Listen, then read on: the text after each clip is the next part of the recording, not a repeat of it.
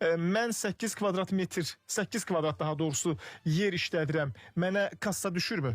Baxın, ümumilikdə keçmiş dövrdə, məsəl üçün, mən özüm də bunu çox eşitmişəm, hətta vergi orqanında çalışdığım vaxtlarda da bizim vətəndaşların düşüncəsində bir kvadrat anlayışı var.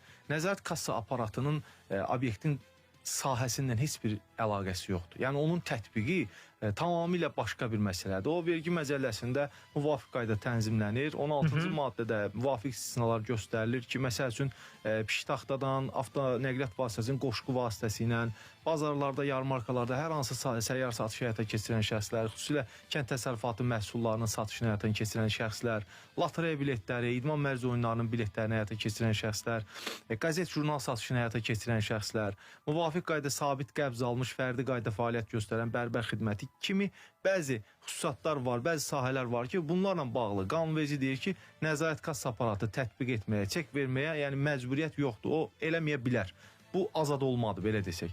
Bundan başqa digər şəxslər onun təsərrüfat subyektinin ərazisindən, sahəsindən asılı olmayaraq pərakəndə satış qaydasında əgər satış həyata keçirirsə, mütləq şəkildə nəzarət kassa aparatının çekini təqdim eləməlidir. Burada əsas məsələ pərakəndə satış məsələsidir, düzdürmü? Bəli, çünki topdan satış artıq nəzarət kassa aparatından yox, elektron qaymə ilə tənzimlənən bir